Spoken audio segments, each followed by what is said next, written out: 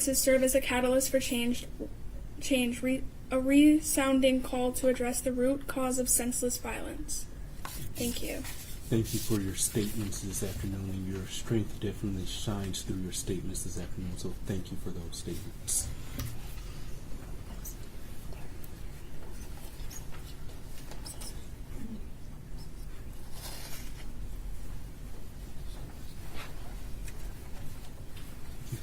Next speaker is Ms. Christina Nunez. Thank you. Is she a minor? No. Thank you. And good afternoon, ma'am. If you could, please state your name for the record. Yep, I'm Christina Nunez. Thank you. You may proceed with your statement. Thank you, Your Honor. I will be reading on behalf of my younger sister. This is her statement. I'm currently a 17-year-old junior at Oxford High School. I wanted to reach out and share my story in order to make my peers feel less alone and to be an advocate for myself. New to Oxford, I was a freshman when the security of my school was broken. At 15 years old, I was put in a scenario where a classroom of less than 10 students and no teacher had to lock down.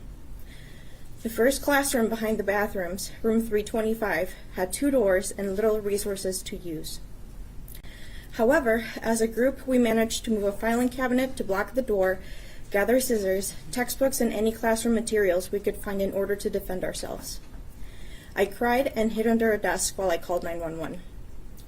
Those who stayed in the classroom when the gunshots were fired were the students who, like me, responded by freezing in place. I remember sitting under a table, texting my sister, asking her to pick me up.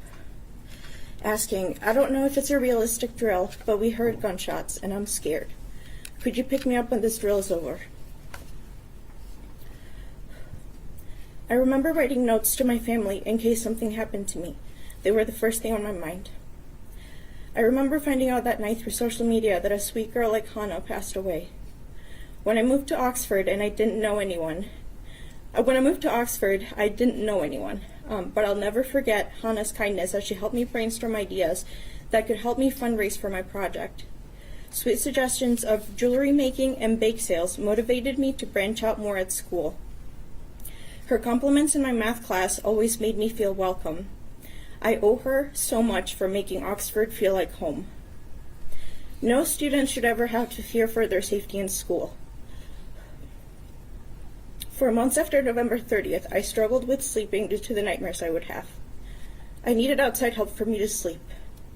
Now, at 17 years old, I still fear for my own safety at school and in public. I always look for the nearest exits in crowded places, and when I get stressed out, I have recurring nightmares of the shooting happening again. In order to move forward, I need to know that he will never have the chance to see my school again. This was an act of terrorism, endangering a crowded public space, instilling fear in a community, and leaving behind many victims who will have to deal with this event for the rest of their lives. The Oxford community is brave and loving. Please consider aiding us in granting the security, closure, and support that we need. Thank you. Thank you. Thank you for your statements this afternoon. They're truly appreciated. Thank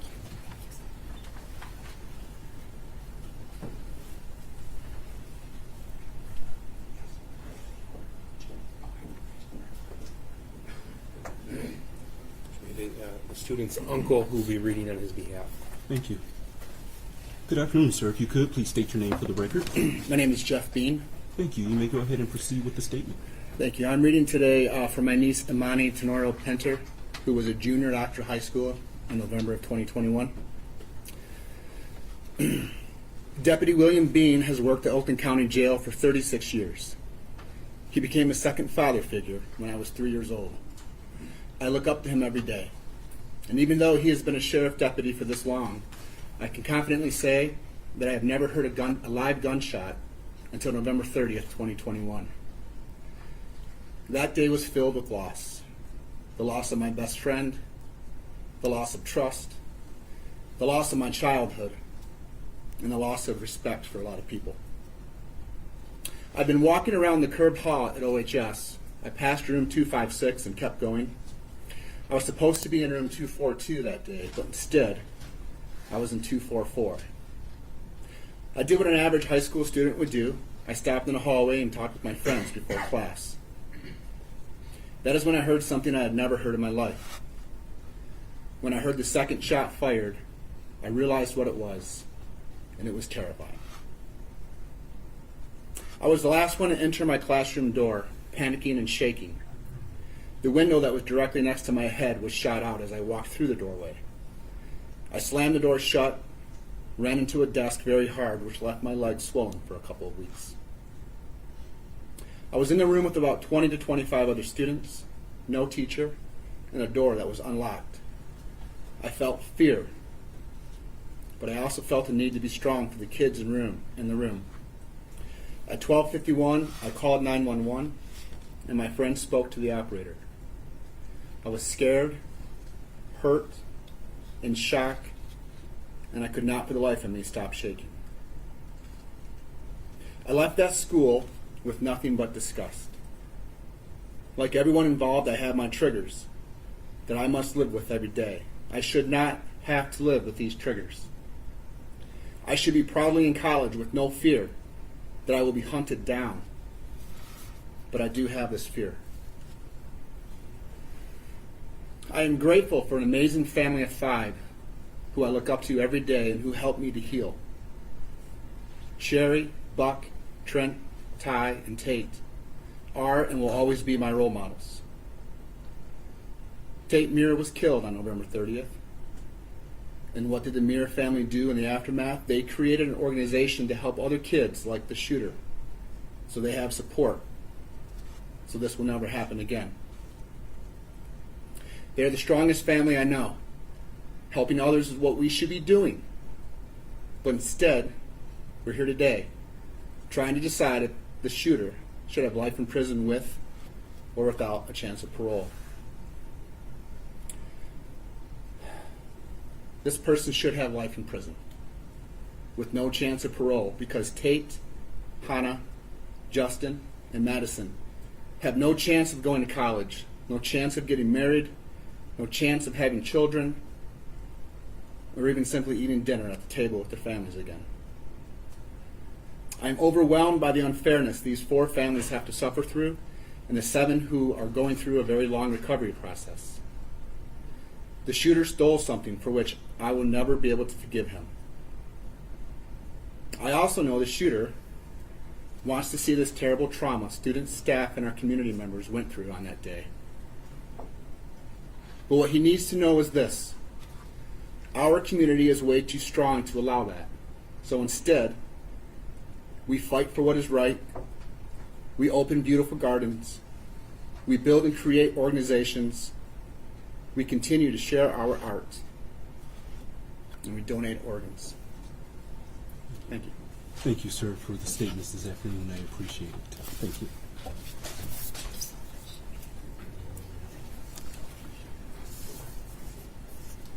Next speaker is a minor, Judge. Thank you. The next speaker is also minor. Thank you. Thank you, and good afternoon. Because you're a minor, you do not have to state your name for the record, but if you want to state your name, you may if you wish. With that, you may go ahead and proceed with your statement. And good afternoon as well, ma'am. Thank you. My name is Grace Viviano.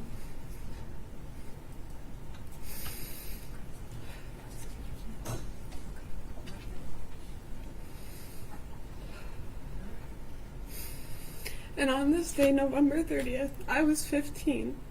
I could not even drive yet. What I was forced to go through and process a tragedy that no one should ever have to go through.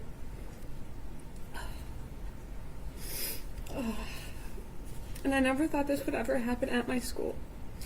After this day, I couldn't sleep for weeks. I had a lot of survivor's guilt and was overall angry. I was angry that this day made a place that I loved to be at, somewhere I felt safe in, somewhere I hated being. I never wanted to step into Oxford High School ever again, but I wasn't going to let him take that away from me. Now whenever I go to other schools or anywhere else, the first thing that I look for is an exit, just in case this were to happen to me again. Just in case I'd have to run for my life again. And for the waste of a human that's sitting in this room with us, love will always win. You will be forgotten in a few years, and the 4 that you selfishly took away from us will live on. In your honor, I hope, because of the terror and disregard for human life, I hope you give him life without parole. Thank you. Thank you for your statements this afternoon. It showed a lot of strength to be here, so thank you for that. Thank you. Thank you.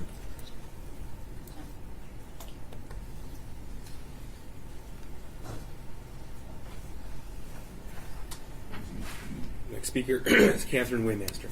Thank you. Good afternoon, ma'am. If you could, please state your name for the record. My name is Catherine Waymaster. Thank you. With that, you may go ahead and proceed with your statement this afternoon. Thank you. My name is Catherine Waymaster, but to two Oxford High School kids, my name is Mom. Excuse me. Oh, you're fine, ma'am. Neither of my children were physically injured on that awful day at Oxford High, so you might ask, why am I giving a statement? Well, victims come in many forms. On November 30th, I drove my daughter Danielle to school. My son, Danny's twin brother, Michael, was not feeling well and stayed home sick that day. I then drove to work about a mile down the road. A few hours later, a co-worker ran up to me and asked if I knew what was happening at the school. Her son had jumped out of a window and wanted her to come get him. In just seconds, our phones blew up with social media alerts. There was a shooting reported. I texted my daughter, "Are you okay?" She replied, "Yes, we're in a lockdown." I said, "Stay calm." She said, "We're in a lockdown?" At that moment, she and her teacher thought it was a drill. I said, "Keep your head. Do what your teacher tells you." She simply replied, "I'm scared."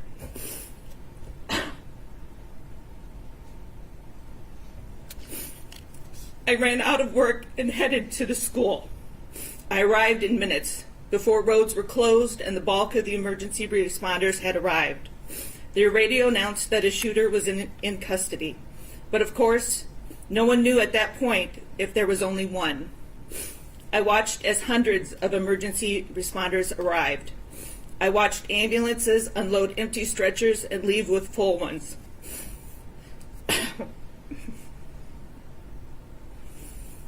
I watched as other parents tried to enter the building and be held back by police. I watched a SWAT team suit up in full gear to enter a building where my daughter was still in. My daughter was in a classroom less than 50 feet away from where the shooting began. She was huddled in a corner with her classmates, holding items to use as weapons in case the shooter came in. My daughter chose to arm herself with the star from the top of the classroom Christmas tree to use as a stabbing device. Let that sink in.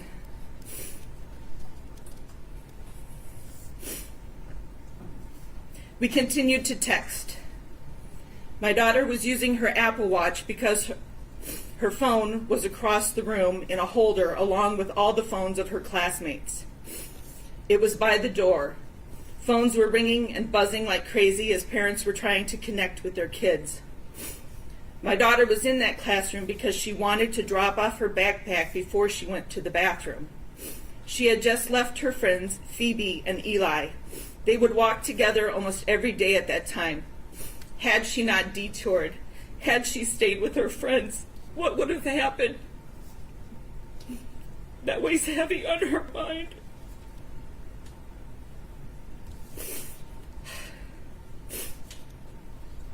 After some time passed, my daughter's classroom was evacuated. I then drove to meet her at the Myers Garden Center. As I rounded the corner of Oxford Road and Bray Road, I saw hundreds of kids heading to the safe place. Some running, many crying, holding on to each other. It's almost indescribable. I then turned into the store's parking lot. Hundreds and hundreds of parents were there. It was chaotic. By the front door of the store was a classroom of special needs kids. When I saw one boy there, the most innocent of innocents, looking around in utter confusion,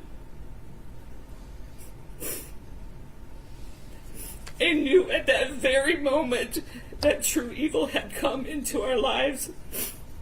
What conversation went on in that home that night, I can't even imagine. As for my daughter, it had always been her dream to become a teacher. Anyone who knows her would tell you she would make a great teacher. On November 30th, that dream stopped. The fear of having a student like the defendant scares her. She thought she knew him. They were in many classes together over the years. She saw no evil brewing in him. She's afraid she will not see evil brewing in students she might have as a teacher in the future. To cope, my daughter packs her days from sunup to sundown with activities. Quiet moments with time to think are hard. In the first few months, we would be up talking till 2 a.m, trying desperately to wrap our heads around why this happened. Being in crowds is difficult for her. The thought of living on a college campus frightens her. Loud, unexpected noises are hard to manage. Sitting in traffic is upsetting because there's no clear exit out of it. She struggles with maintaining concentration to complete tasks, and the list of impacts goes on. Excuse me. Although my son was not in school that day, he too has been deeply affected. He thought of the defendant as a friend. They played video games together in school when they had free time in class.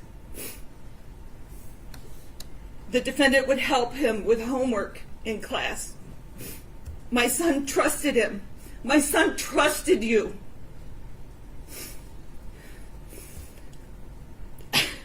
Now my son trusts no one. He keeps to a very small group of friends.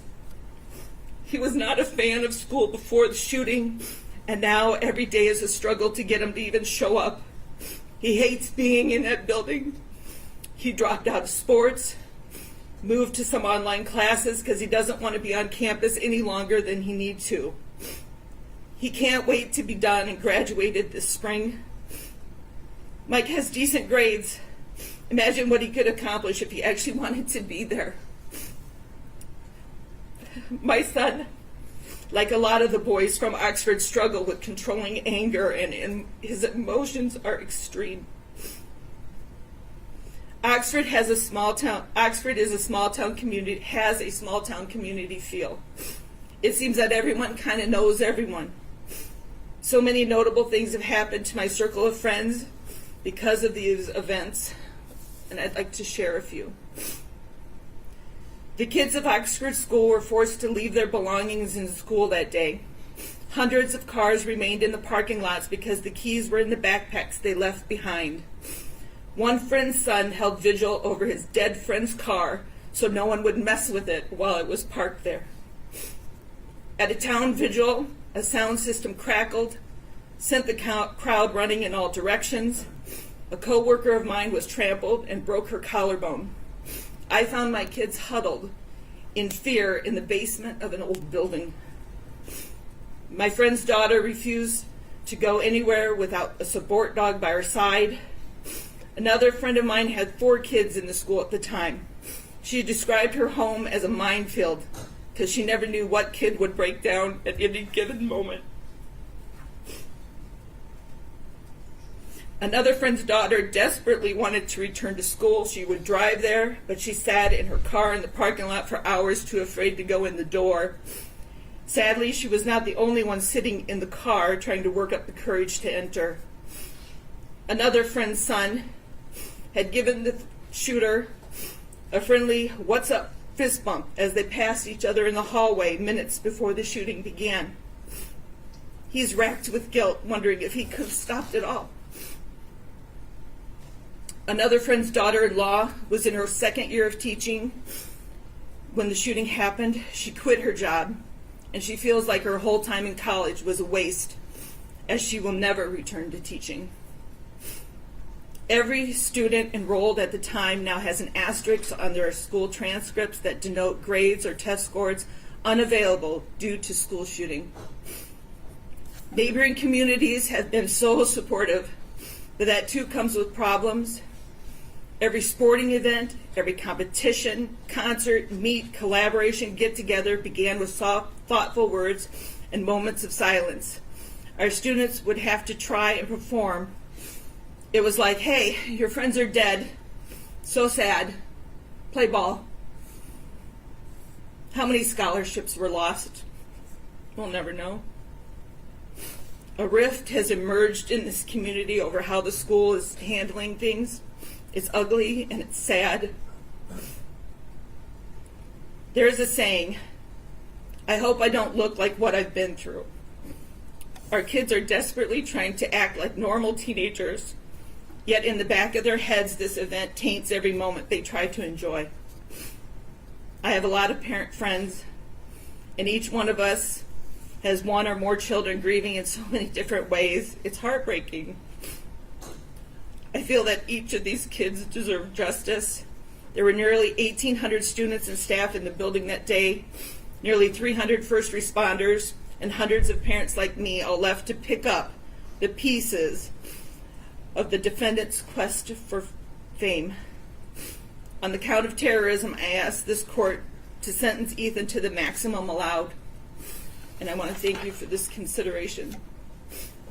After I wrote this statement, my daughter was asked to write an essay at school, and I would like to include the words that she wrote. She had to write a statement of something that changed her mind or changed her perspective, and this is what she wrote. Since I was a little girl, I've always looked up and wanted to be a teacher. I remember playing in my bedroom with a school desk, making my friends be students, pretending to teach them. I can remember asking my sister to buy me a microphone so I could talk into it just the way that teachers did at school. I've always looked up to my teachers and have always wanted to become one. The way they connected with my peers and myself inspired me to pursue teaching as a degree. Unfortunately, a day came when my whole dream changed. On November 30th, a lone gunman and fellow classmate walked into Oxford High School and in just a few violent moments nearly ended my dream. For a long time I felt isolated and not sure if teaching was the right career for me. I felt I was alone and I would never be able to protect students if I was in the teacher's shoes.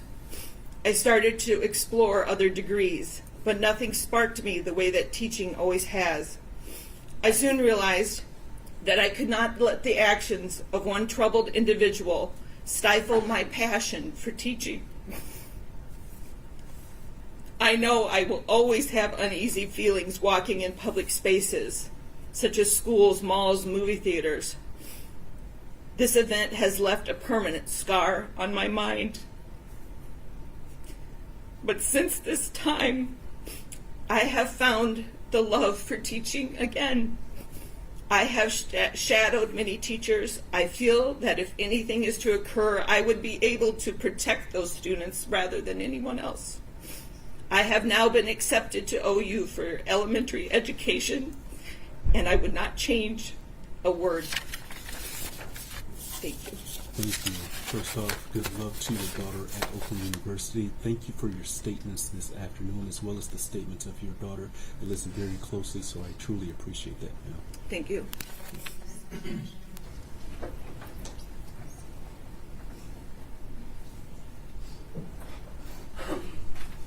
One moment. Yes.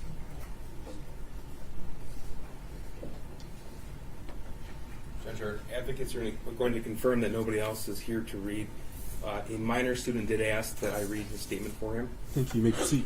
His initials are EK. November 30th is a day I will always remember. November 30th completely changed my life. Never in a million years did I think I would be standing here today talking about the impact the school shooting at my school had on me. I shouldn't even need to be here.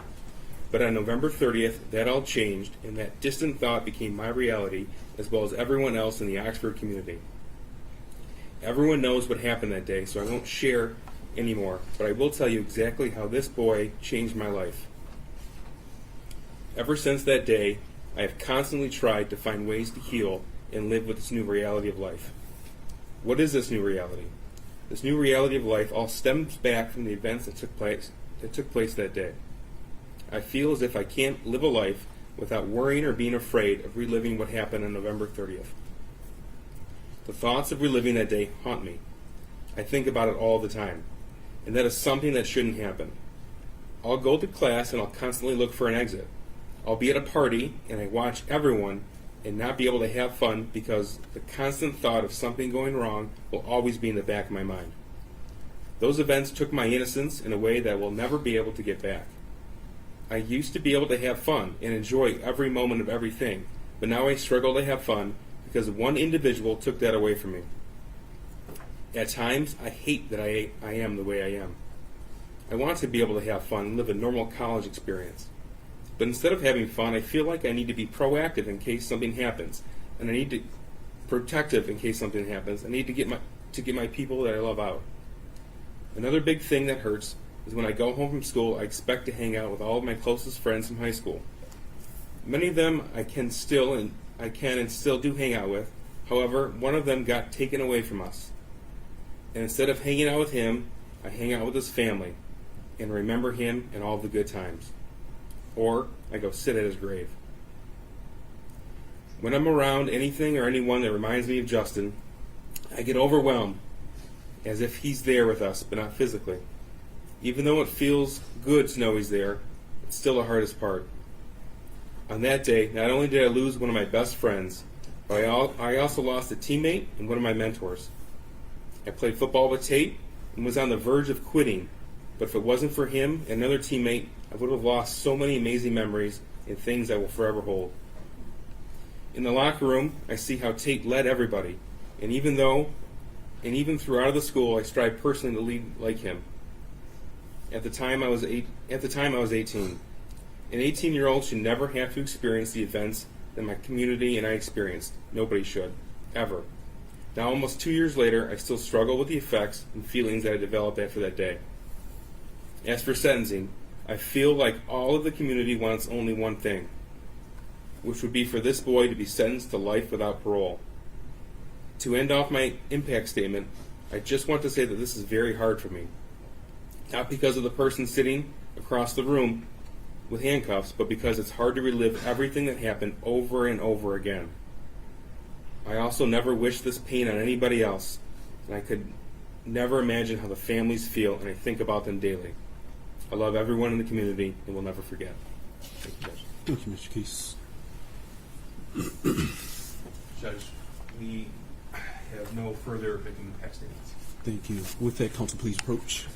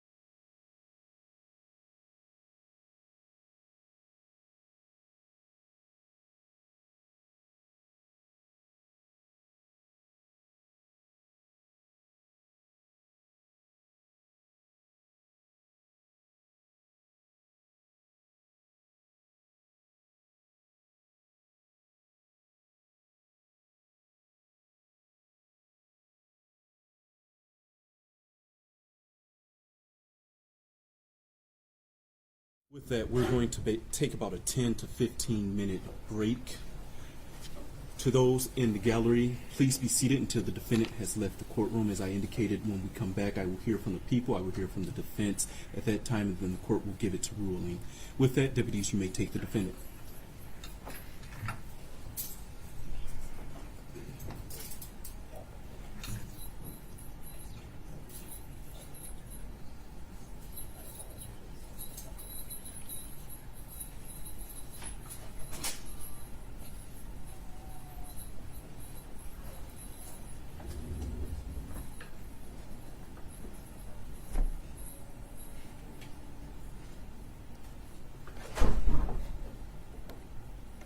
Thank you. With that, court stands in recess. All rise.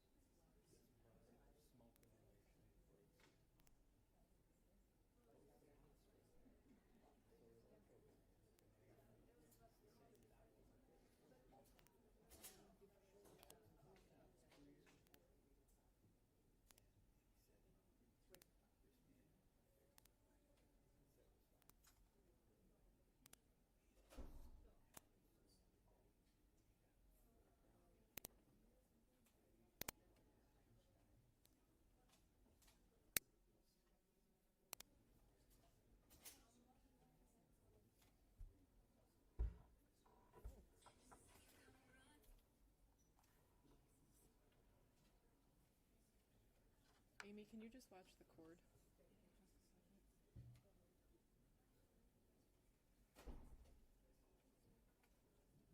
Before I break something and have everybody angry at me.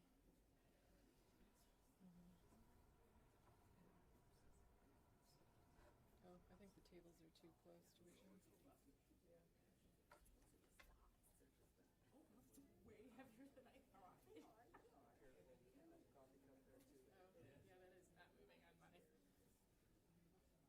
on my ability, so. Do we just leave it here? I don't know, we don't want to stand on top of the judge?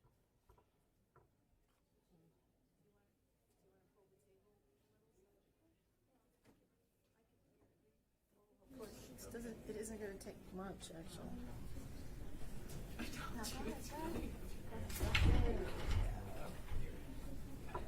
Yeah, it'll fit.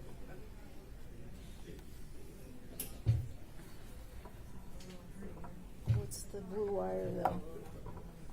I don't know what the blue wire is, so I don't want to pull it out. I don't know what the blue wire is. Can you, okay.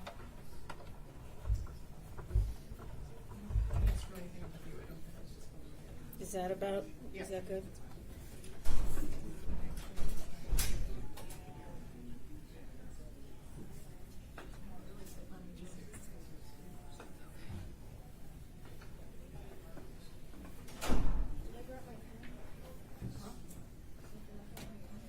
I have an extra.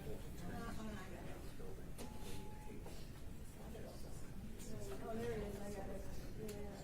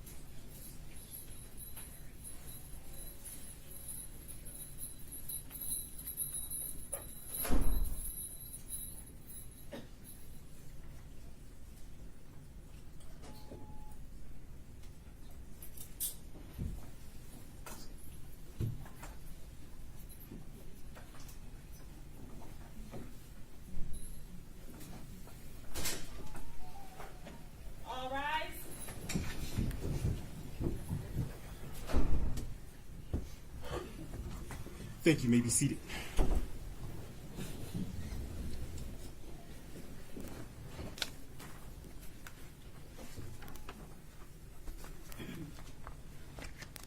Your Honor, calling People versus Ethan Crumley, case number 2022-279-506 FC. Thank you. Appearances for the record. Karen McDonald on behalf of the people. Thank you. Mark Keast on behalf of the people. Paula Michelle Lofton on behalf of Ethan Crumley. Amy Hopp on behalf of Ethan Crumbly. Deborah H. McKelvey on behalf of Ethan Crumley. Thank you. With that, you may all be seated. With that, people, you may proceed with your allocution.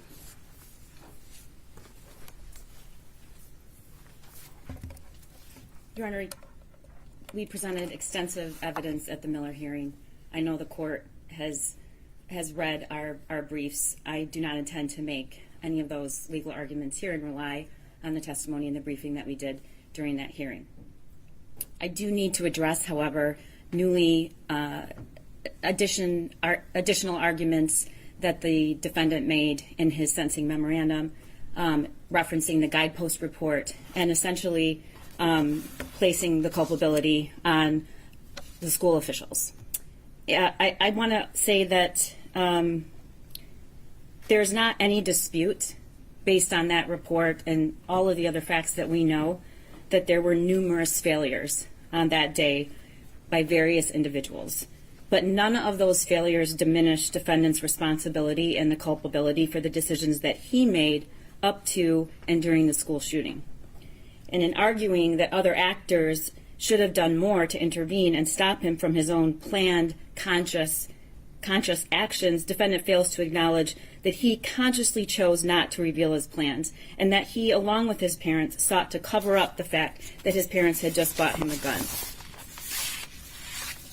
And finally, all of those were decisions, there were numerous decision points where he had an opportunity to choose another path, had an opportunity to say, I want help, I'm planning on shooting the school up in that office. Despite the failures that occurred that day, I do not believe that it is, I find it hard to stomach that those arguments could be used during these proceedings to somehow take the culpability away from the defendant.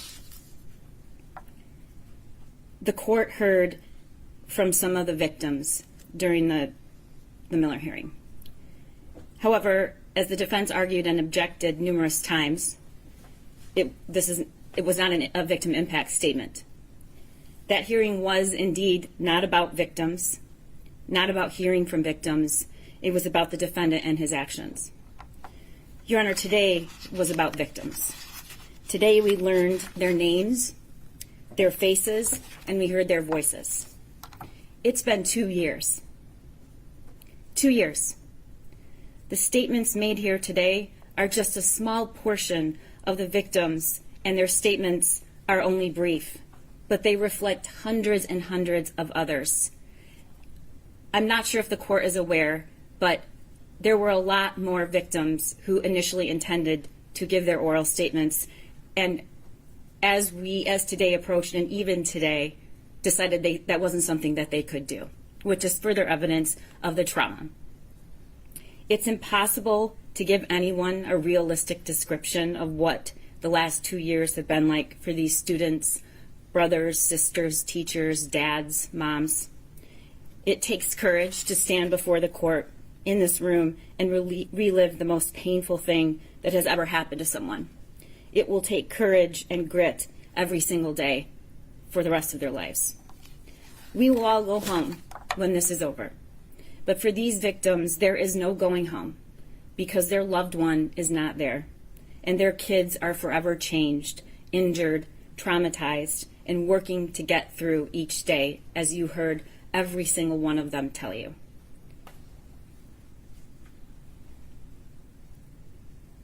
There were common themes from these students.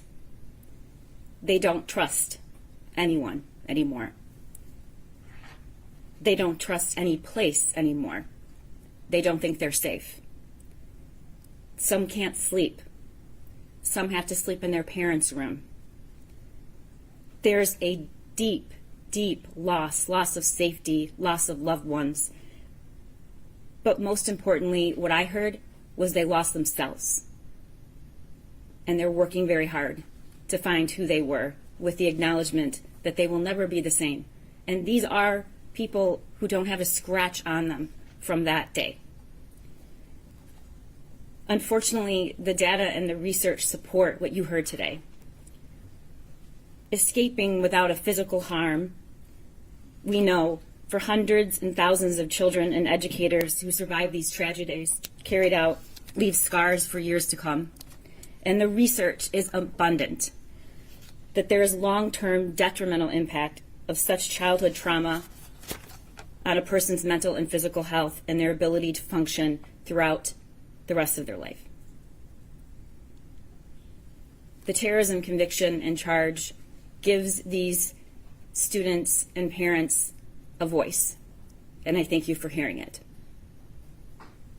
We also heard from the parents and family members who had their loved ones murdered that day, and we also heard from students and a teacher who were physically injured that day. And they were brave, and they told you a lot. But here's what they didn't tell you. Steve St. Juliana did not tell you about getting a call from me on December 1st, telling him about the charges that were being issued for the murder of his daughter when he was still trying to process that she was gone. Rob Baldwin, Madison's father, did not come here to tell you that he also got that same call and told myself and Mark that he had just been picking out a casket for his daughter, and that no matter what he cared about most and hoped most was that Madison was not in fear when she was killed. Craig Schilling did not tell you that when we first met with him, he sat in silence and could barely utter 10 words, and this was weeks after the shooting.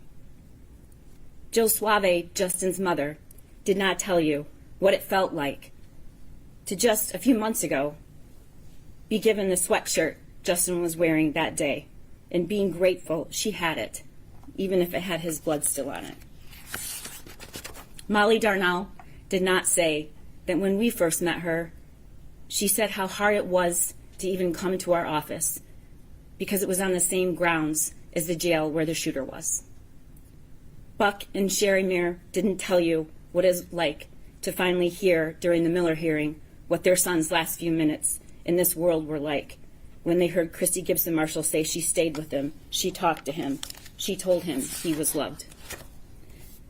Nicole, Madison's mother, did not tell you that over a year ago she had the courage to come into our office and watch the video of Madison's last moments, though most of her support system told her not to.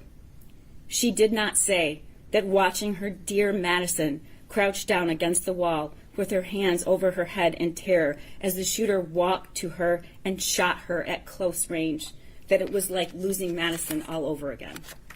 Or when she asked to see the footage of just before the shooting 3 times and asked us to stop the image, holding her hands up to the screen, trying to memorize the way Madison's ponytail looked and the clothes she was wearing that day. Keegan did not share that the first time we met him was 2 years ago at his home. He was a foot shorter and at least 20 pounds less. He was wearing a hoodie and he wouldn't make eye contact. He seemed to be visibly shrinking from what had happened in that bathroom. In the 2 years that we have known him, he didn't stay in that same place. In fact, he refused to shrink. He grew, and he is stronger, which is remarkable given what we have asked of him, particularly in his testimony in the Miller hearing. We have been poring over these images and pictures and evidence for 2 years. We have watched and listened and provided support and communication the best we could to hundreds of these victims. The sheer force of the destruction, violence, trauma, and murder that the shooter caused that day did not stop at the doorway of Oxford High School. As you heard from so many students and parents, it was carried through the doors and out into the community. To every person who witnessed it, got a text from their child tried to assist or help. It went into their bedrooms and their homes, and it will be carried with them for the rest of their lives. The shock waves that we have had a front row seat to these past 2 years as prosecutors and victim advocates, it is indescribable. Indescribable. They've endured the hearings, the media reports, the delays, the appeals, more threats. They've been told that they weren't entitled to information about how this could happen at their school. They've watched us all diligently and thoroughly protect the due process rights of this shooter, which is critical, but also seemed unfair to them. They have had to take a back seat while lawyers, judges, school board members, commentators, and experts discuss what happened there as if they can somehow understand. We cannot understand. We do not understand. But we can give them the grace and dignity they deserve by listening today. And I thank the court for allowing that. And though I acknowledge, Your Honor, the great weight of the burden upon this court today, I urge you to also give them the justice they deserve. I ask that you sentence the defendant to life without parole. Thank you. Thank you. Defense? Yes, Your Honor, we'll start with the legal guardian ad litem, Ms. McKelvey. Thank you. Ms. McKelvey? Good afternoon, Your Honor. Good afternoon. Your Honor, approximately 2 years ago, I was appointed as Ethan's lawyer guardian ad litem because of the situation with his parents. I have been in a unique situation in the sense that I have gotten to know him as an individual from that day forward. Unfortunately, everyone, or almost everyone here, only knows him from the incident backwards. And we've heard he's a monster, he's trash. I have to tell you that he is a life. He is a human being. He is a person. And as an appointed attorney for the last 33 years, one of the things that I've learned through that practice is no matter what a defendant has done, they are a human being. They deserve respect. They deserve representation. But I don't lose track of the fact that they are a human being. And he is one. He was 15 years old when this occurred. I don't believe anyone on the defense side, including Ethan, has diminished the act that he did. No one. He has never diminished that. He chose to plead, and here we are for sentencing. He did not want anyone to have to go through any more than they have to. But he is not the same person that he was then. I have discovered that he is a bright young man. He is an artist. He is an historian. And there have been days where I have been oblivious of the fact that I have sat in a little cell in I Block for 3 hours just talking to him. As the court knows, the jail is not designed for juveniles, so it's a very isolating experience. And so my role was more to keep him company, to not have him feel so isolated, to make sure that the needs he has, as every other individual who is housed at the Oakland County Jail has, and that they are being met. But his life is salvageable. His life is rehabilitatable. There was a book that I know was referenced during these proceedings, and I believe in the parents' proceeding as well. And it is written by Gillian Peterson and James Densley, both PhDs. And the book, the title is The Violence Project. And there was an interesting few sentences in there that struck me when I read it. They equated someone in crisis like a balloon full to bursting. When a balloon is inflated and stress or tension is applied, stretching the body over the air, the bigger the balloon gets, the more likely it is to pop. A fully inflated balloon becomes so fragile that it must be handled carefully or it will break. Prosecutor McDonald said there was a lot of failures here. It doesn't diminish what he did, but there were a lot of failures that someone could have deflated that balloon a bit, that could have potentially prevented this incident of occurring and us being here today facing the decision that you have to make. But to me, his life is worth salvaging. His life is worth rehabilitating. And as I know the court knows, all the lawyers in this room knows, that you have to fashion a sentence that is punishment, deterrence, protection, retribution, and rehabilitation. And if you look at him as a human being who is salvageable, who is rehabilitatable, then life in prison without parole is not the appropriate sentence. I have always been impacted by Brian Stevenson, who is the author of Just Mercy, A Story of Justice and Redemption, when he says, each of us is more than the worst thing that we have ever done. And I know everybody who spoke today probably cannot see that in Ethan, but his life is worth more than the worst thing he did, and what he did is probably the worst thing that anybody could do on the face of the earth. But I care about him, I know his team cares about him, and his life is worth not life in prison without parole, but is worth a term of years. And I ask you to sentence him to a term of years. Thank you. Thank you, Ms. McKelvey. Ms. Lofton? Ms. Hop will go next. Thank you. Very briefly, Ms. Hop, because I know that you all, I don't want your arguments to overlap, and so I'll listen to arguments, but go ahead, Ms. Hop. Good afternoon, Your Honor. Good afternoon. My purpose in speaking today is to address two specific issues. First is the issue of making bombs for Hitler. I first became aware of this book because of media reports. As recently as Your Honor's opinion has mentioned this book because it was Ethan's favorite book.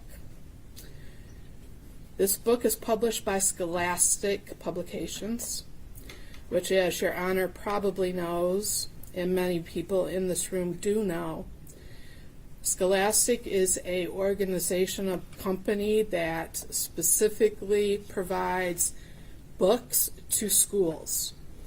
They provide them to students in schools through those little newsprint flyers that come home once a month, once every other month, for parents to buy books for their children. They run book fairs in schools. They provide opportunities for teachers to buy their books to have in the classrooms. This book is about 200 pages. I've read it twice now. The age group that this book is geared toward is 9 to 12 years old. This is not, despite the title, and that's kind of why I'm addressing this book, it's not a pro-Hitler, pro-Nazi book. It's not a how-to on how to make bombs or anything of that sort. What this is a book based on the real-life stories of, in this particular case, a Ukrainian person who during World War II was kidnapped at the age of 9 and enslaved by the Nazis.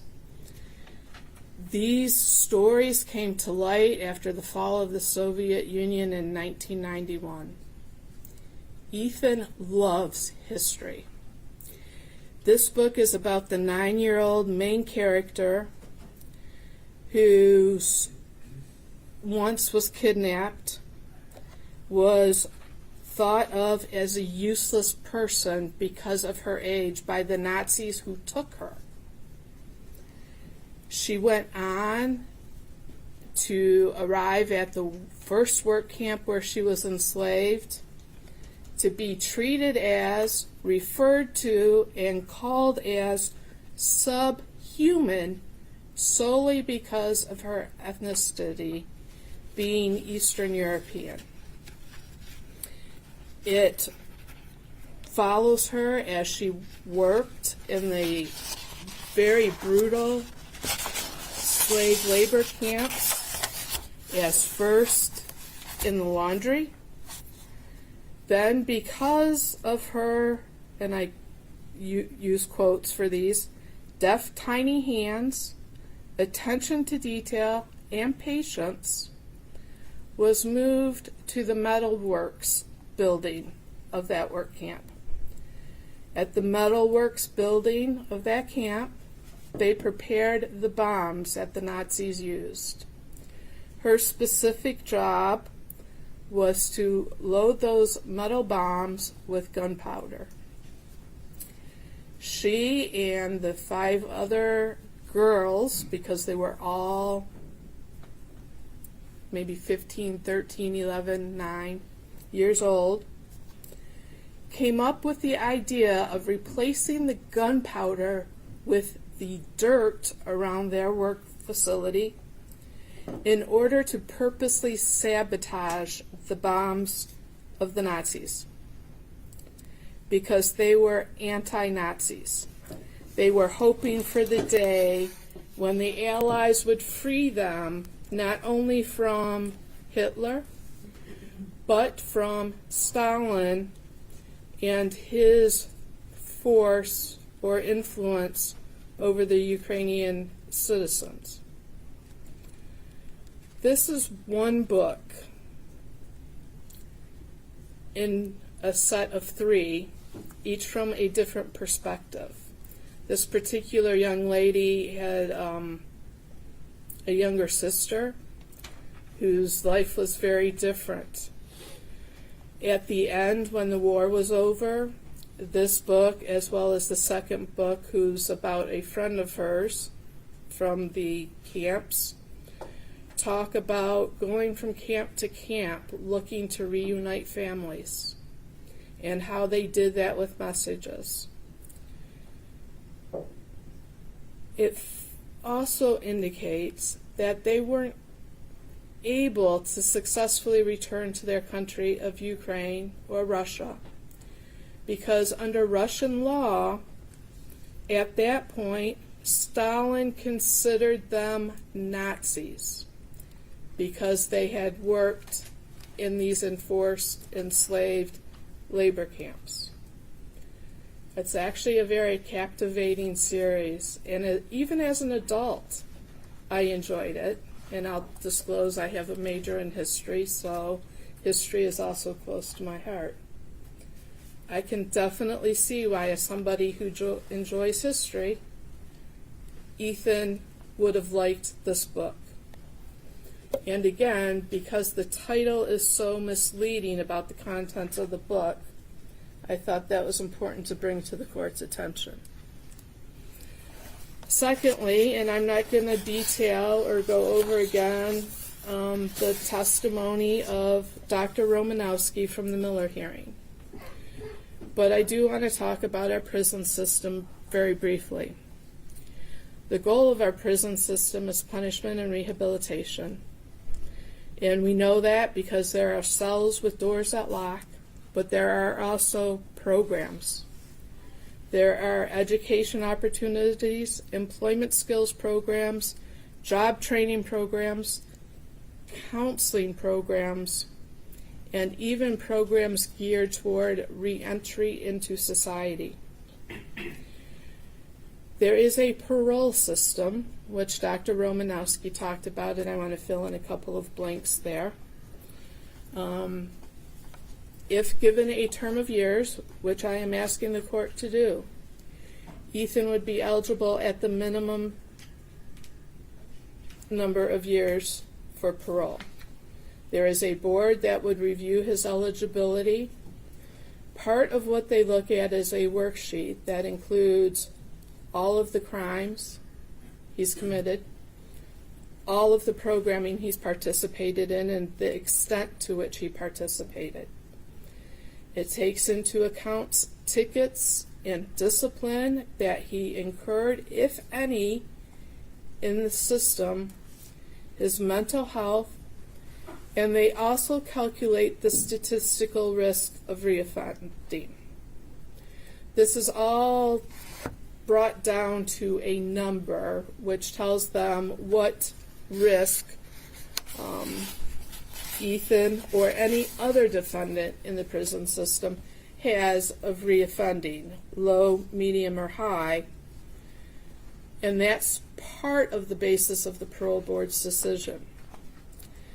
The other part depends on input from the prosecutor's office, input from victims and victims' families, an interview with the defendant, him or herself. The decisions of the parole board at one time used to be appealable. If parole is denied, the inmate can no longer appeal that decision. If parole is granted, however, the prosecutor's office has the opportunity to appeal that decision. The parole board is a specific group of individuals with expertise in parole. If a defendant or if Ethan has not been rehabilitated, parole is denied.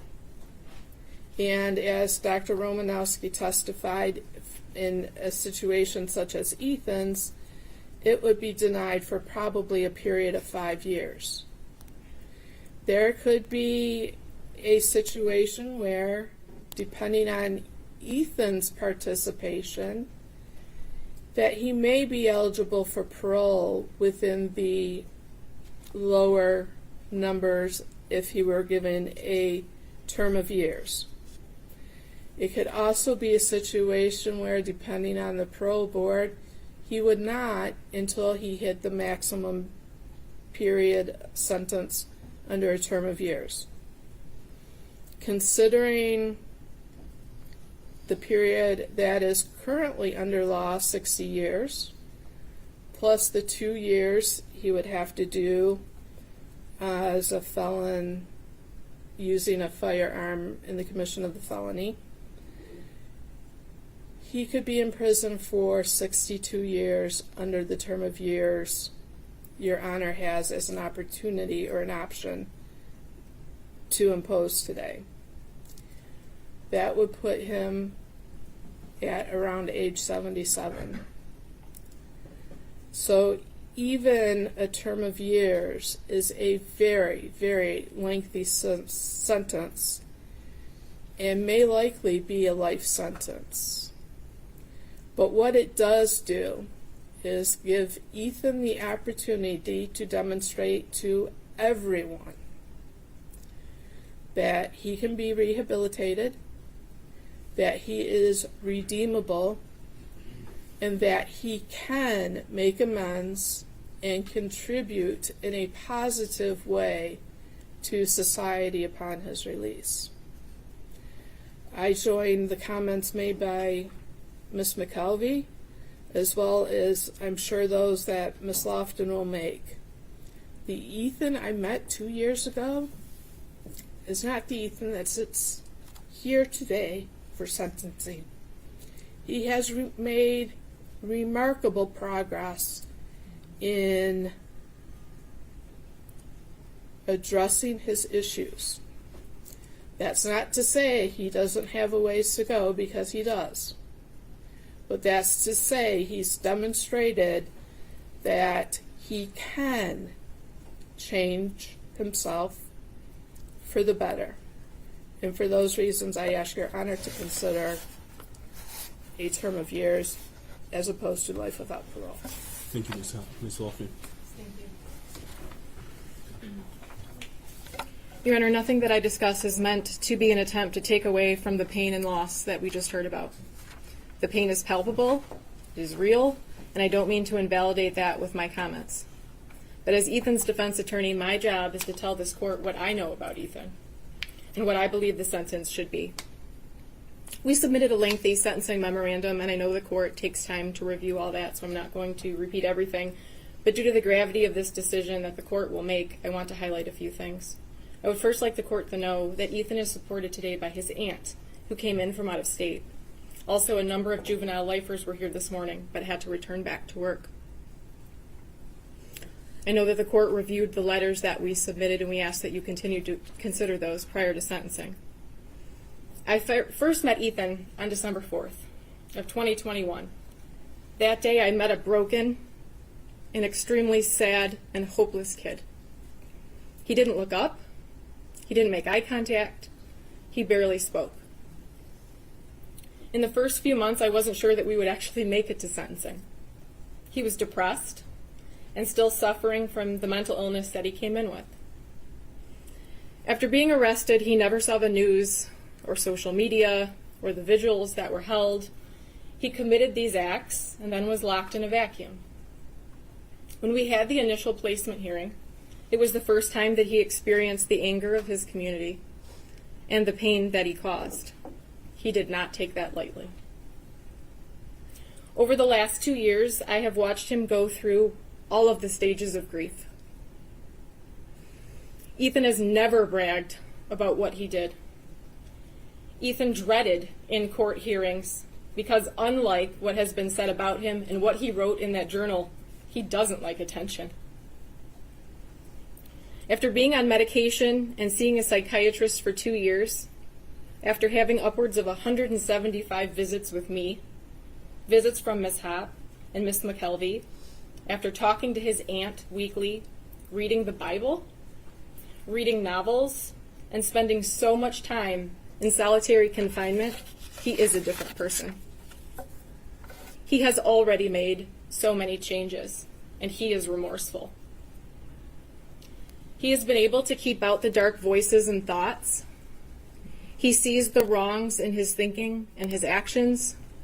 He has hope for the first time.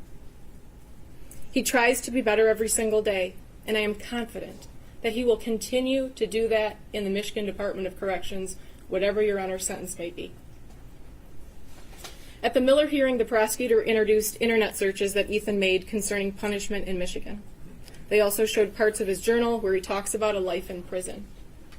Just because Ethan looked up what a life sentence is or what the punishment is for killing people does not mean that is the appropriate sentence under the law and under the facts that we are operating with. Would a healthy 15-year-old be okay with going to jail and prison for the rest of their life? Absolutely not. The fact that he even researched what his sentence could be and then still went forward with his actions only further shows how depressed and mentally ill he truly was. I want to talk a little bit about the journal. When you read Ethan's journal and you compare it to the notes from Dr. Anaker that we attached in our sentencing memorandum or the report of Dr. King, it sounds like a completely different person. And after meeting with Ethan for over 2 years, I now understand that the journal was the worst of the worst. It was an exaggeration of his thoughts. It was a place where he could say anything and there was no judgment. It was a sounding board without reverberation. He could make himself sound scary. He could make himself out to be a person that would be remembered. How do we know this to be true? We can look at the internet searches leading up to November 30th. We can also look at the step-by-step description of what was going on in his head that he gave Dr. Anaker. A few examples of the searches within a week or two of November 30th. Should you do something that scares you? What happens if you have depression and anxiety? What causes mental illness? Can you get in trouble for not doing homework? Am I a sociopath? Can hormones make you have bad thoughts? How to tell your doctor that you have depression? Can a therapist tell your parents? How to tell your parents you have depression? He was still trying to figure out what was going on with him. He acknowledged that something wasn't right, but he did not have the support or the connections with adults that could help him. So while just reading the journal and listening to his video the night before could leave you with the impression that this was a master plan that had been crafted for weeks without hesitation, I don't think the other evidence supports that. He struggled with his actions until the moment he came out of that bathroom.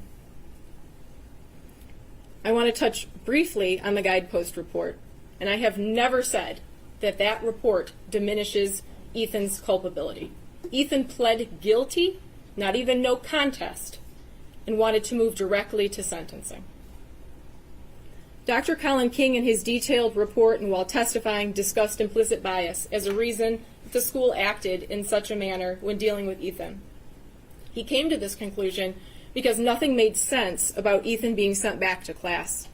We obviously, at that time, at the time of the Miller hearing, we were not privy to the inner workings of the district. But the guidepost evaluation and report goes so much deeper than the rationale of implicit bias.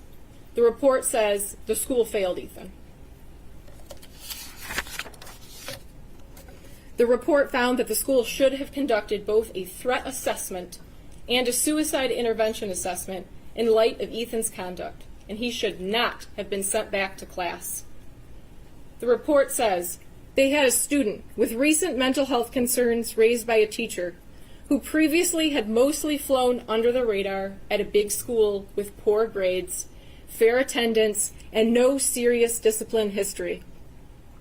A student who now on back-to-back occasions violates school policy, first by viewing bullets, and then by watching a video of a guy gunning people down. That raises a serious red flag. It's not a close call. Ethan's concerning behaviors and statements at the very least might suggest physical violence or a threatening situation. So why is this relevant in this case and at this stage? Again, this report is not offered as an excuse or justification. This report is not offered to minimize the gravity, but we argue that this report, combined with the other things that we have mentioned, should persuade this court to a sentence of a term of years. If the professionals didn't recognize that he was on the precipice of a crisis, how do we then expect a mentally ill 15-year-old kid to be able to recognize that he was spiraling and come right out and ask for help?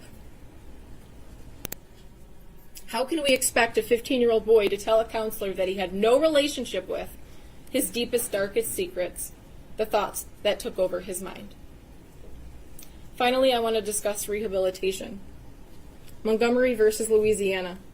While a sentencing court might encounter the rare juvenile offender who exhibits such irretrievable depravity that rehabilitation is impossible, and life without the possibility of parole is justified, this penalty will be uncommon because of children's diminished culpability and heightened capacity for change.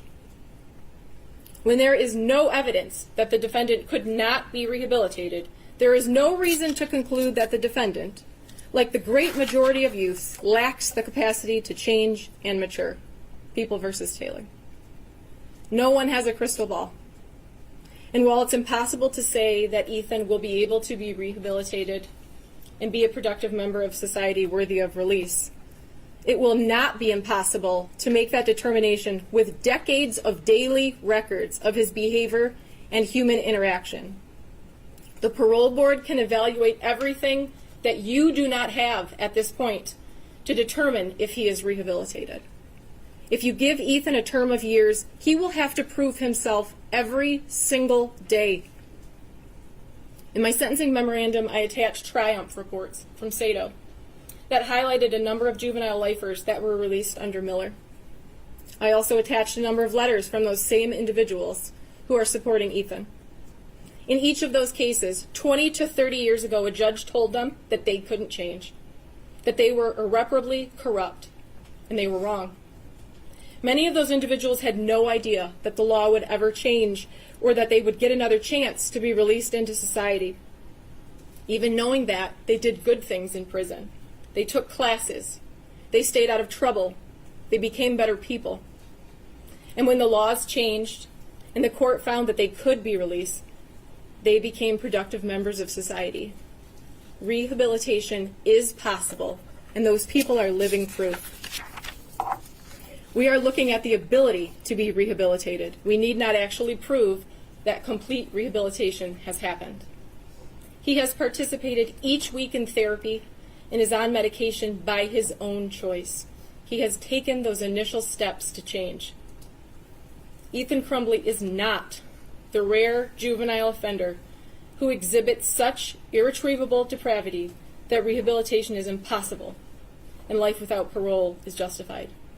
Your Honor, we ask that you sentence Ethan Crumbley to a term of years. Thank you very much. Thank you, Ms. Lofton.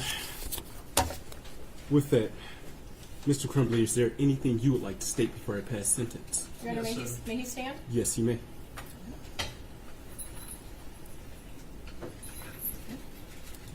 Thank you. You may proceed. I'd like to thank you for letting me speak, Your Honor. We are all here because of me today, of what I did. My actions were because of what I chose to do.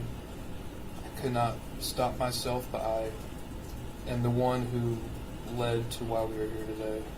I do not diminish any ability to anyone who could have stopped me, of anyone of a school or parents.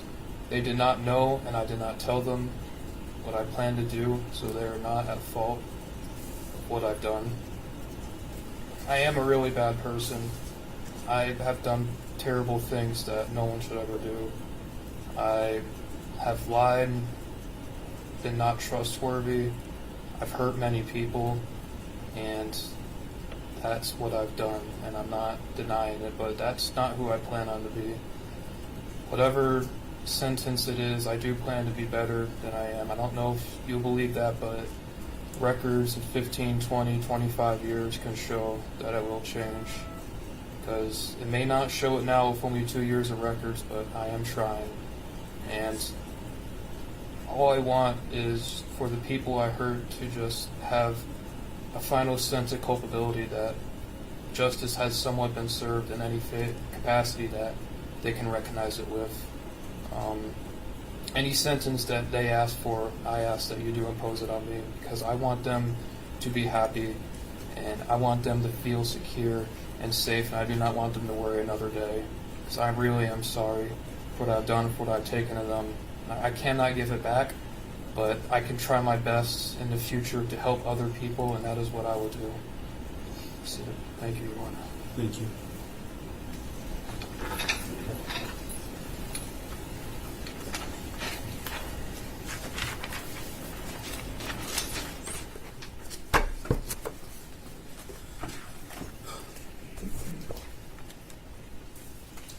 With that, this court has listened to extensive evidence in this case.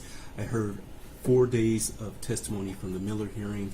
I've presided over numerous placement hearings. I conducted the initial placement hearing in this case, and so the court is fully aware of the defendant's upbringing. I'm fully aware of the circumstances that brought him before the court. First, to the victims of the deceased, the court sends out its sincerest condolences to their family. To the injured victims and to those victims as it relates to count 1, terrorism causing death, thank you for your courage and strength in speaking today, as well as sending written correspondence. As counsel has pointed out, the court has read everything that you've submitted. I've read the defendant's sentencing memorandum. I've read the people's response thereto. I've read all of the exhibits that were attached, and I've read every single victim impact statement over the course of 3 days. Probably took me closer to 36 hours to read all of this, and so I've read everything and have gone back through the complete file. The letters truly gave the court a sliver of insight into the unique and amazing personalities of Justin, Hannah, Tate, and Madison. The court cannot begin to imagine the fear that the parents of those students at Oxford High School had on November 30th, 2021. I cannot even begin to fathom. To have to wait in mire to see if your loved one would return is heart-wrenching, and that's true terror. And not to have your loved one show up at mire, the court could not imagine the pain. I know that whatever sentence the court imposes will not bring your loved one back or cure the mental anguish or lifelong physical scars that some of you have. But I hope that this sentence does allow you to close one chapter in your life. I also want to thank law enforcement that responded that day, because I know this has not been easy on them as well. As previously stated, the court has read defendant's sentencing memorandum and the people's response. Again, defense argues that the defendant should receive a term of years because of defendant's alleged mental illness. Defendants cite People v. Bennett 335 Mich. at 409, a 2021 case. The court notes that it is not saying because the defendant may be mentally ill that that automatically means he's irreparably corrupt. What the court notes is that he has an obsession with violence, that this act involved extensive planning, extensive research, and he executed on every last one of the things that he planned. As the court stated in its written opinion and order regarding the Miller hearing, defendant's alleged mental illness did not interfere with his ability to extensively plan for months his actions, nor did it interfere with his ability to execute those plans. This started with him asking for a better gun to conduct the school shooting. He had initially a .22 caliber weapon that he wrote would not do enough damage. And so weeks and weeks prior to this offense, he started to formulate this plan and knew and asked for the weapon that he could cause the most harm with. As counsel is aware, the goals of sentencing do not only involve rehabilitation, but also involve deterrence and punishment. Deterrence is two parts. It's private deterrence for the defendant in hopes that they would never commit an act like this again. But then there's also public deterrence, where the public sees the punishment that the individual has received in hopes that the public will never do anything like this in the future. The court has read the report from Guidepost Solutions. It was very lengthy. Respectfully, the court does not find this report to be mitigating in this case. The report simply points the finger at Oxford Public Schools.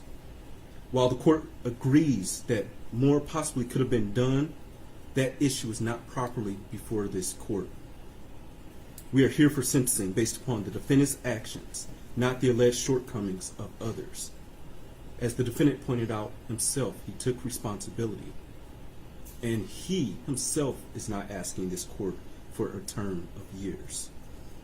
The court cannot underscore defendant's extensive planning and execution in this case enough. He practiced shooting at a gun range. He practiced racking and unracking the gun. And on November 30th, 2021, he could have chosen not to conduct the school shooting. When his parents were called to the school on that morning for his drawings, he could have said something then. He had a gun in his backpack at that time.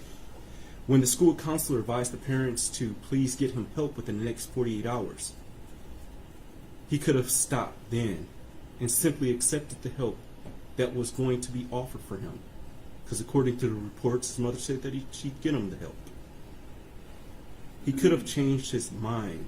Unfortunately, after shooting the first person, Phoebe Arthur, he could have changed his mind at that point. But he didn't. He continued to walk through the school, picking and choosing who was going to die. As the defendant said in his own words, this is nobody's fault but his own. He stated this afternoon that with help, that probably would not have stopped him. That is absolutely concerning to this court. The court apologizes to the victim for the bluntness, but defendant shot and killed Justin Schilling at point-blank range after having him get down on his knees in front of another student. He shot Hannah, who was already shot once before. He walked up to her to finish the job by shooting her again. That is an execution. That is torture. He shot most people multiple times. And as he wrote, he did this for notoriety. And he wanted to go down in history as the biggest school shooter in Michigan history. The court cannot ignore the deep trauma defendant caused to the state of Michigan, but in particular the Oxford community. The court simply cannot ignore that. The court notes that teachers and students returned to Oxford High School after this tragic event. The court cannot even fathom or imagine walking through the halls of that school knowing that your fellow student, your friend, your classmate was killed in a restroom or in the hallway. Most, if not all, of the letters that I read advised the court that there are a significant number of people in Oxford that now have PTSD, that now have survivor's guilt, and deep depression that arose from this incident. Defendant's actions clearly created a new normal for all of the individuals involved, and all of those indirectly impacted as well. Unfortunately, this is what the defendant wanted, as he wrote in his journal. He wanted to see the impact of his crime, which is why he did not take his own life. Again, this goes back to the defendant's extensive planning.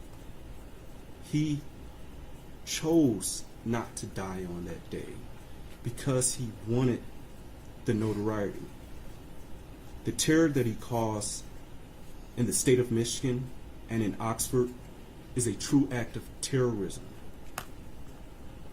Respectfully, defendant is the rare juvenile before this court. The court, having read the PSI and being fully familiar, but before I get that, I will also note that counsel brought up an issue of making bombs for Hitler.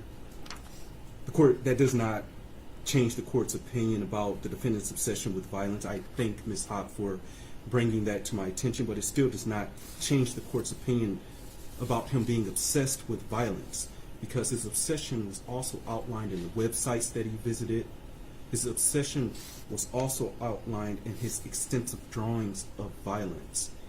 And his obsession continued, as I noted in the court's opinion in order, even while he was in the Oakland County Jail. With that, the court, having read the PSI and being fully familiar with the defendant and the underlying facts of this case, believes that it is in the best interest of justice as well as proportionate to the needs of this case to sentence defendant as follows. As it relates to docket 2022-279-506 FC, count 1, terrorism causing death. Sentence of the court is that defendant shall serve life without the possibility of parole, credit for 8 days served. Counts 2 through 5, homicide, first degree, premeditated murder, juvenile defendant. Sentence of the court is that defendant shall serve the rest of his life without the possibility of parole with the Michigan Department of Corrections, credit for 8 days served. On counts 6 through 12, assault with intent to murder. On each of the counts, defendant is sentenced to 18 years and 9 months to 80 years with the Michigan Department of Corrections, credit for 8 days served. On counts 13 through 24, those being felony firearm, defendant is sentenced to 2 years with the Michigan Department of Corrections on each of those counts with credit for 730 days served. Counts 1 through 12 are concurrent to each other, and counts 13 through 24 are concurrent to each other. Count 1 is consecutive to count 13, count 2 is consecutive to count 14, count 3 is consecutive to count 15, count 4 is consecutive to count 16, count 5 is consecutive to count 17, count 6 is consecutive to count 18, count 7 is consecutive to count 19, count 8 is consecutive to count 20, count 9 is consecutive to count 21, count 10 is consecutive to count 22, count 11 is consecutive to 23, and count 12 is consecutive to count 24. All of those consecutive counts are by reason of the felony firearm statute. Is there a challenge to restitution here? There is not, Your Honor. Thank you. Restitution will be set in the amount of $20,781. State costs will be set in the amount of $1,632. You are not to have any contact with Oxford High School or enter Oxford High School. You're not to have any contact whatsoever with the families of Madison Baldwin, Tate Meyer, Hannah St. Juliana, and Justin Schilling. Also, you are not to have any contact with the following victims or their families, that being Phoebe Arthur, John Osito, Molly Darnell, Riley France, Elijah Mueller, Kylie Osage, Aiden Watson, and Keegan Gregory. And I will note that restitution is payable to the Crime Victims' Right Compensation Program. With that, Michigan Department of Corrections, did I miss anything? Your Honor, may I ask the court to order 130 crime victims fee, $60 DNA cost, and DNA testing? Thank you. DNA cost is $60, Crime Victims' Right fee at $130. Did I miss anything else? DNA testing, Your Honor. DNA testing is hereby ordered. Thank you. With that, Mr. Crumbly, you are entitled to file an application for leave to appeal. If you are financially unable to retain a lawyer, the court will appoint a lawyer to represent you on appeal. The request for a lawyer must be filed within 42 days after sentencing. Your attorney is going to be handing you an appellate rights form, sir. Do you acknowledge receipt of the appellate rights form? Your Honor, I have tendered that to my client. He has signed it, and I will tender it to the court. Thank you very much. With that, counsel, anything else for the record? Not from people, thank you. Nothing from defense. Thank you very much, Your Honor. Thank you very much. With that, deputies, you may take Mr. Crumbly. To those in the gallery, please be seated until he is exited.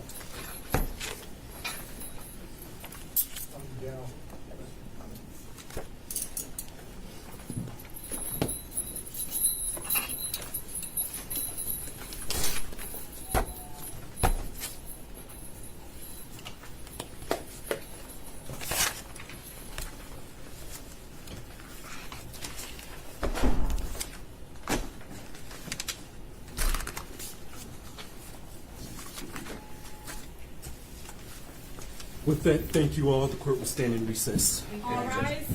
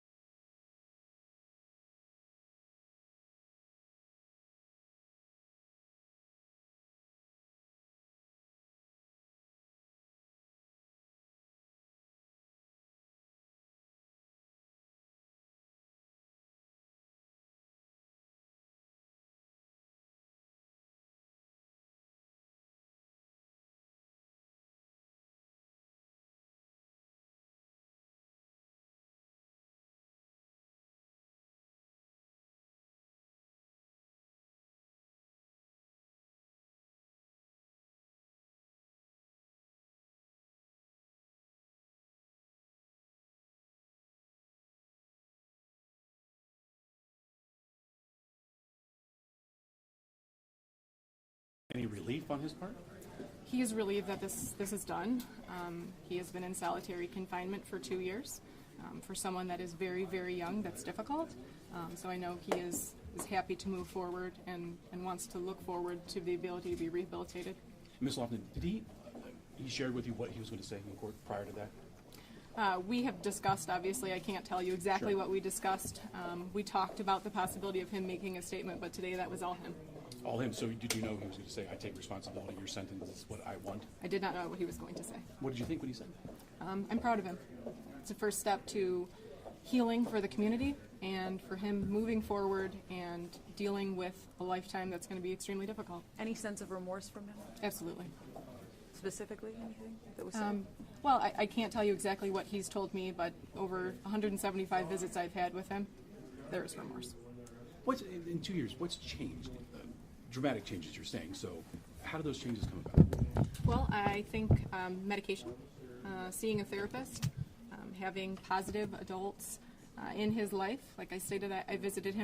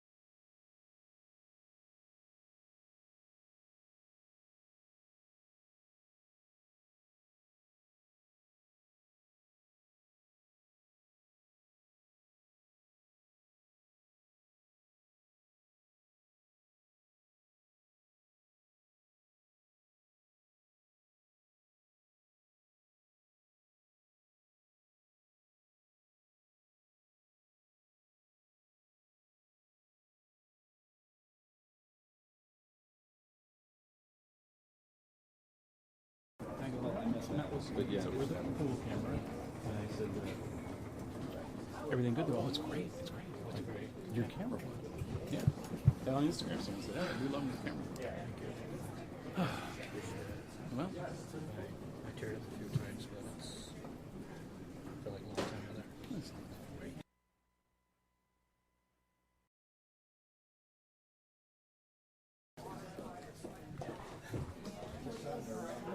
Rob Collette's a former Ernst photographer of the year, and he had an article in an EPA saying when you're shooting a court or event, never sit down because you're going to miss.